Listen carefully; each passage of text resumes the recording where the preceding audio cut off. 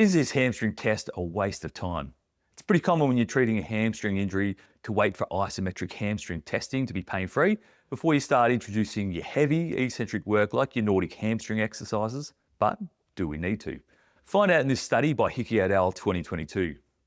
They took 42 men with hamstring injuries to perform supervised rehab twice a week until they were cleared for return to play.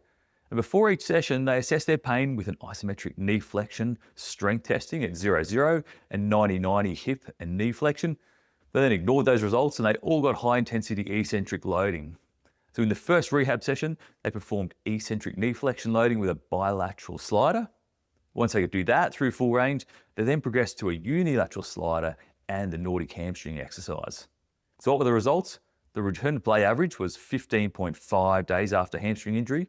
So instead of waiting 9 to 13 days after the injury for symptoms to resolve, they're actually able to get stuck in straight away.